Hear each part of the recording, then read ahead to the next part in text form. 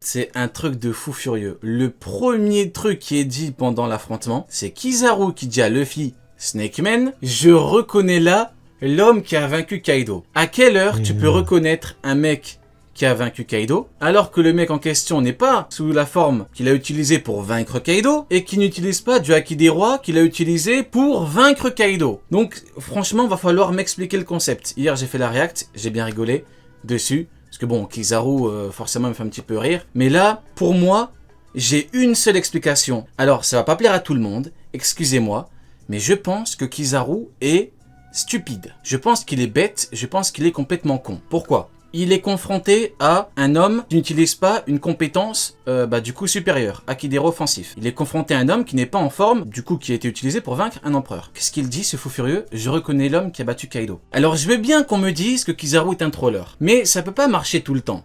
Là, il est venu avec une mission claire, le mec il est énervé, déterminé, il a fumé Sentomaru, son neveu. Donc si tu me dis que là il est encore en train de troller, c'est un putain de clown alors, je suis désolé. Là, il faut lui mettre un nez rouge, il faut lui enlever sa cape et le balayer. Parce que je suis désolé, c'est un truc de fou. Tu peux pas me dire qu'il troll là. Donc là, pour moi, il pense que ça, c'est le niveau empereur.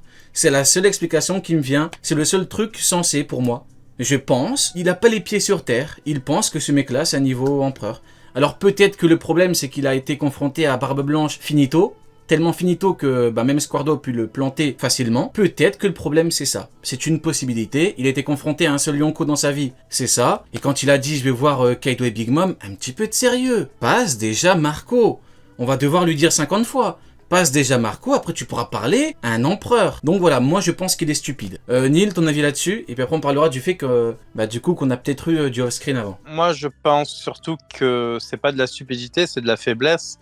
Je pense que à son niveau, pour lui, tout ce qui est beaucoup trop fort, ça rentre dans la même case. Donc là, il est en mode, je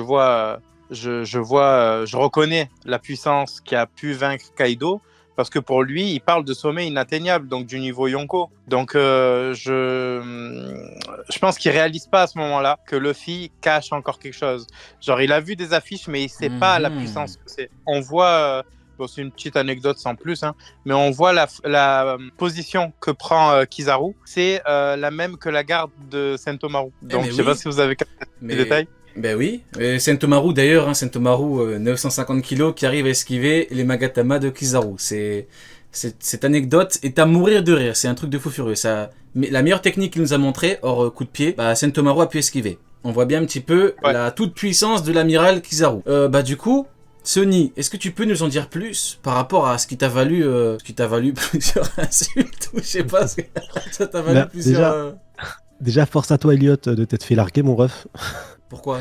Force à toi, mon frérot. Ouais, dans le chat, là, il vient de te dire, je suis fait larguer, mais c'est pas grave. C'est une pro amiral, on s'en fout. C'est pas une grande perte, frérot. C'est pas une grande perte, t'inquiète, c'est une pro amiral. Mais du coup... Mec mauvais. Du coup, ouais, en fait, j'ai expliqué que, je dis, franchement, le chapitre, pas fou. Le combat, pas le chapitre est fou. Le combat, il y a rien, tu vois, vraiment, c'est pas...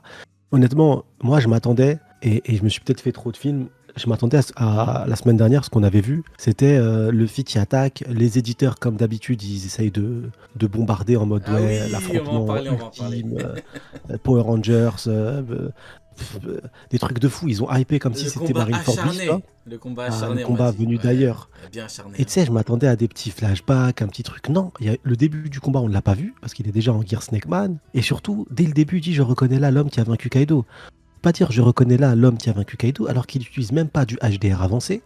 Et surtout, la technique de défense de Kizaru, je suis désolé, il y en a qui disent non, c'est pas ça. Si, c'est ça 1000 fois. Il utilise ses mains avec la lumière à pleine patate, tout ça pour essayer d'empêcher le Snake Man d'arriver à bout, tu vois. Il essaye de gérer le Snake Man en essayant d'éblouir et de gêner au maximum le HDO et l'attaque de Luffy. Et c'est ça. Et ça, là... Mais c'est une vraie position défensive, de toute façon, comme on a dit tout à l'heure. C'est la garde de Sentomaru, il l'a là. C'est la même position. Mais là, tu vois, tu vois, moi... Je peux pas me dire, et que ça soit pareil, là je parle pas que de Kizaru, je parle des deux, Luffy, Kizaru, je peux pas me dire sur cette page-là, parce que c'est la seule page de combat qu'on a en face à face, que c'est extraordinaire, que c'est ce que j'attendais, que c'est magnifique, que c'est éclaté au sol. L'affrontement Yamato Kaido, je te jure, Yamato Kaido, tu prends 4 cases au hasard, c'est 1000 fois mieux. Faut être honnête. Non, mais ça, L'affrontement. c'est factuel, Et c'est pour ça Sony. que, Ça, c'est un et c'est fait. pour ça que là, j'ai l'impression que Oda, pour l'instant, on verra le prochain chapitre sera peut-être différent, mais sur ce chapitre-là, clairement, Forcément différent, vu que c'est c'est pas, c'est pas, le c'est pas le truc, tu vois, qui nous, c'est pas l'élément le plus important pour lui. C'est pas quelque chose qui est écrit, fait pour nous faire rêver, tu vois. Là, c'est Alors, pas. Je suis d'accord, mais justement, moi, ce qui vas-y, en Neil, vas-y. vrai, ce qui me fume en vrai, c'est que là, il dit ouais, je reconnais l'homme qui a buté, enfin qui a vaincu Kaido et tout, sur une forme qui a servi à vaincre Katakuri. Oh, comme c'est bizarre, Neil. Comme c'est bizarre. Peux-tu me rappeler le poste de Katakuri, s'il te plaît? Son Comment poste ça, dans le la poste? piraterie? Il est quoi? Ah oui, il est premier commandant de Ah, c'est Yonko. Ouais. bizarre. Ah, c'est bizarre. Je euh, pensais que c'était un Yonko. Autant pour moi. C'est bizarre. Non, mais en fait, le problème, si tu veux, c'est que quoi qu'il arrive, on aurait été renvoyé à du Yonko. Pourquoi? Luffy aurait été en forme base. On nous aurait dit, vous avez vu, le même Luffy en forme base qui a mis des coups à Kaido. Bundeman, vous avez vu, le même Bundeman qui a mis des coups à Kaido. Bon, Snakeman, bon, Gear 5 ça aurait été pareil en fait. Quoi qu'il arrive, on aurait été renvoyé à Kaido. Donc quoi qu'il arrive, on nous aurait dit que là, il affronte un vrai niveau Yonko qui donne tout ce qu'il a pour le vaincre et Kizaru le combat d'égal à égal. Quoi qu'il arrive. Mais il va falloir arrêter de dire n'importe quoi. Je suis désolé, là c'est pas anodin. Quand l'auteur nous met un Kizaru contre un Snakeman qui n'utilise pas de Haki offensif. Enfin, c'est pas anodin. Parce que sinon, on peut parler de Rob Lucci. Rob Lucci, j'aime bien parce que Rob Lucci, il est venu juste pour contrer les arguments merdiques du coup, des Kizaru niveau Yonko. Pourquoi? Parce que t'as eu Rob Lucci contre Luffy Gear 5 et t'as eu un point à point. T'as eu carrément un point à point avec Rob Lucci. Donc, question, quel est le niveau de Rob Lucci dans ce cas-là? C'est quoi le niveau de Rob Lucci? Donc, c'est quand même bizarre. Maintenant, on me dira que Kizaru, il arrive à... Vu que tu parles de posture de défense comme Sentomaru. Déjà, Ouais. bah oui, parce qu'il a entraîné Sentomaru. Mais surtout, il dit un truc intéressant. Parce que là où Oda a donné une caractéristique à Okiji, il lui a donné du coup des coups de poing. Donc il a fait de lui un espèce de boxeur alors que à la base, il avait pas ça. Bah du coup, pour Kizaru, il lui a donné une posture défensive. Donc, il y a honnêtement, il y a quoi de choquant à voir Kizaru, du coup, utiliser une bonne défense contre Luffy qui le tape. C'est comme si j'étais choqué de voir des séraphins qui ont la résistance de King à Lunaria prendre des coups de Luffy sans bouger. C'est pareil, il faut juste superposer et on va comprendre. Défense de Kizaru, résistance de séraphins. Est-ce que les séraphins ont un niveau Yonko ou que sais-je? Non, pas du tout. C'est pareil. Mais il faut juste comprendre que, oui, si Luffy sort un Bajrangun contre Kizaru, il remplit son froc. Moi, je le dis haut et fort, c'est une réalité. S'il le sort, il se chie dessus. Maintenant, le perd le on va revenir quand même à la base du truc. Comme a dit Sony, est-ce qu'il y a eu du off-screen, du combat avant? Peut-être, après ça le truc c'est que c'est Oda. Oda il aime trop ça, du coup démarrer direct les combats comme ça, tu sais pas si ça a duré longtemps, tu sais pas si ça vient de démarrer. Donc, certainement. Mais a priori ce que l'auteur veut nous montrer, c'est qu'il utilise sa défense contre des coups sur un Kido offensif. Ce qui est quand même bizarre, c'est qu'il aurait pu mettre du Kido offensif. Donc pour moi, la base du problème, ce qu'il faut se poser comme question, la problématique c'est pourquoi est-ce qu'il n'a pas de Aikido offensif? Pourquoi il l'utilise pas? Moi, je pense que c'est, comment dire, le défi de Luffy avec Kizaru, c'est la vitesse. Donc, il s'est mis en guerre sur la forme Snakeman parce que c'était sa forme la plus rapide. Et à mon avis, il a juste essayé de surpasser la vitesse de la lumière. C'est un peu con à dire, mais ouais, de surpasser la vitesse de la lumière. C'est vrai que c'est un peu con à dire, mais ouais. C'est-à-dire que pour moi, c'est un peu extrême, mais je vais y aller. Je pense que là, Luffy est en mode je m'entraîne. Il est en mode Kizaru a des techniques rapides. J'ai un mode rapide, autant l'entraîner. Je pense vraiment que là, il est en mode entraînement. Ok, en gros, il veut optimiser sa vitesse, quoi. Ouais. Okay. Ouais. Et toi, du coup, Sony, tu veux dire quoi? Ouais, je pense pas que ça. On m'entend bien ou pas, niveau son? Ouais, c'était un petit peu bas, mais là, c'est bon. J'ai pas ce sentiment-là. Je pense pas qu'il s'entraîne ou quoi que ce soit, mais il y a un truc un peu bizarre. Déjà, quand on remonte dans les chapitres précédents, rappelle-toi la tête qu'il faisait quand il parlait du coup à Bonnie. Il était déjà en plein. Bonnie courait normal et lui, il transpirait déjà. Là, on voit pas de forme de HDR ou quoi que ce soit.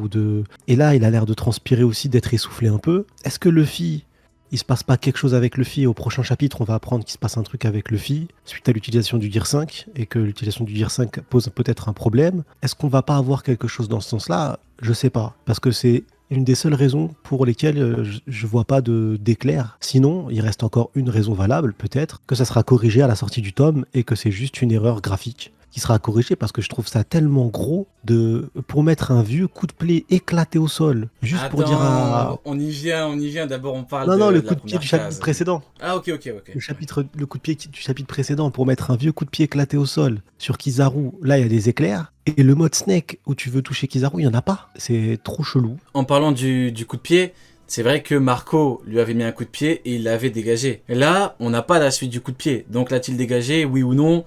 On sait pas, on n'aura jamais la réponse. Il y a Kumo qui dit, je pense qu'Oda écrit son manga le Colisée en souffle. Comme Louis, Belle rêve. Oda est bourré. C'est une belle rêve. Oda est bourré à cause de Mihawk, toujours. Hein. Faut regarder la base du problème, c'est toujours lui. Oda, quand il est bourré pour les gens, c'est toujours à cause de Mihawk. Bon, ou des Amiro a priori. Du coup, Wanil, tu veux dire quoi? Je suis pas sûr que les éclairs soient forcément synonymes du haki. Parce que c'est déjà arrivé dans le manga et je suis en train de me le refaire actuellement pour les Chronicles. Le prochain va pas tarder si je me bouge. Mais dans le manga, en fait, c'est même avant l'apparition du haki, tu avais déjà des bails d'éclairs, en fait. Donc là, à mon avis, c'est plus pour signifier un choc et un choc puissant, tu vois, que pour d'ailleurs sur Alabasta, Crocodile, sur sa dernière attaque là. Il y a des éclairs qui se dégagent de ces attaques. Donc, en vrai, les éclairs, c'est un peu devenu... depuis Onigashima, il est vrai que Oda accentue beaucoup sur les éclairs. Hein. On l'a vu avec... je suis désolé les gars, je dois encore parler de lui, je suis désolé. Permettez-moi cet écart. On a vu Garp faire un Galaxy Impact qui n'a eu aucun impact. Et un Garp faire un Galaxy Divide qui n'a même pas couché Pizarro. Donc, s'il vous plaît, les experts en éclairs et tout, va falloir arrêter parce que... Ceux qui prennent des équerres, ils ont 2 en maths, hein. Toute l'année ils ont 2 en maths, mais là ils sortent les équerres, les compas, pour nous dire là vous voyez c'est du... Non les gars, faut arrêter là, c'est pas... Oda accentue depuis Onigashima parce que c'est un nouveau, entre guillemets, un nouveau style, pour bien montrer, voilà c'est visuel, mais il va falloir arrêter. Mais du coup je suis d'accord avec toi Neil, mais là le problème c'est que personne dit que c'est du haki des rois, là pour l'affrontement. Non, mais du coup, Sony dit ouais, les éclairs vont être ajoutés et tout, mais à mon avis, c'était juste pour signifier, c'est pour signifier, voilà, la rencontre tant attendue depuis 2 ans dans l'univers One Piece entre Kizaru et les Mugiwara. Ben, le premier coup, ok, il a marqué le coup, il a fait des éclairs, mais là, on voit très clairement que Luffy n'a pas besoin de ça, tu vois. Pour moi, l'impact de Haki, on le voit quand il y a un espace au milieu entre les deux, tu sais, quand les 2 coups ne se touchent pas. Et là, oui, tu peux mettre des éclairs et dire il y a un impact de haki. Mais actuellement, je pense que c'est vraiment juste, c'est du spectacle, quoi. Tu vois ce que je veux dire? Ouais, Kizaru c'est de la PlayStation, comme dirait Machiavelli. Kizaru est là pour faire un peu passer le temps. Mais actuellement, le film n'en a rien à foutre. Je vais sortir la preuve, c'est que une fois je vais en parler très rapidement, t'inquiète, on y reviendra plus tout à l'heure, mais une fois qu'il se met en Gear 5, il le prend, c'est une brochette pour lui. C'est un hocher. Donc, tout ce qui se passe avant, c'est comme je le disais, c'est du test, mais Luffy, c'est un génie du combat, il teste jamais pour rien. Comme je dis depuis tout à l'heure, je pense que c'était vraiment pour surpasser sa propre vitesse qui s'est mis dans cette forme-là. Okay. Mais sinon, ça reste du test, c'est pas du combat. C'est intéressant, mais bon, quand tu vois la base du truc, c'est quand même, je reconnais l'homme qui a battu Kaido, et pourtant, il n'y a pas de Hakidero offensif. Donc moi, je me demande, si le Luffy maintenant, il est en forme Snake Man, il sort du Hakidero offensif. Parce que, on peut pas me dire que le Hakidero offensif, c'est de la merde. Pourquoi? Parce que t'as carrément eu un chapitre qui s'appelle 1010 de mémoire, je sais plus trop, qui s'appelle Hakidero, je crois. T'as eu un chapitre entier où t'as eu Luffy qui a compris comment utiliser le Hakidero offensif. Après, t'as eu Zoro qui a pu l'utiliser pour battre un second Yonko. Un second Yonko, c'est pas n'importe quoi. On peut les faire passer pour des clowns, arrêtez. Second Yonko, on les a vus, c'est pas... Normalement, si là, Luffy sort du Haki des Rois... Mid, là, dans le chat, un peu de faire foutre, hein. T'as dit quoi? Il y a un pro Mihawk là dans le chat. Mais on parle même pas de Mihawk, gros. Vas-y, barre-toi. Il est venu pour souffrir, je crois. On parle même pas de Mihawk. Vas-y, casse-toi. Il est fou, lui. Il vient nous hanter. Vas-y, gros, barre-toi. C'est une dinguerie. On va voir Mihawk, c'est une sale fraude. Il va venir pleurer après. Vas-y, arrête. Laisse-nous tranquille, gros. Allez, barre-toi, gros. Coupe ta wifi, gros. Vas-y, barre-toi. Il est fou, lui. Mets-toi en mode avion. Allez, crame ton téléphone. Mets-le au micro-ondes, ton téléphone. Du coup, voilà. Bon, en tout cas, on peut noter que... C'est vrai que j'ai pas répondu à la question. Pour moi, si Luffy n'utilise pas de Haki des Rois, bah c'est parce qu'Oda n'a pas voulu le faire pour nous montrer que, comme ça, son Haki des Rois, en gros, il tient Kizaru le tient. Bon, après, ces échanges de coups, c'est pas non plus t'as pas le combat final. Ils sont pas dans la dernière phase d'un combat complet où ils doivent te donner. Et Kizaru, surtout, faut bien noter que si Oda nous dit que il a la meilleure défense ou voilà, il a une excellente défense, c'est pas pour rien. Donc là, personne se touche. Pour moi, le parallèle qu'il faut faire, c'est un Séraphin. Un Séraphin, Luffy le frappe, il lui fait rien. Là, il a une bonne défense. C'est tout. Là, j'allais venir justement, mais actuellement, on le voit sur Zoro quand il affronte le Séraphin Mihawk ou sur Luffy quand il affronte Rob Lucci, et même avec Kaku, tout ça, il y a une volonté, une véritable volonté de ne pas sortir leur puissance finale.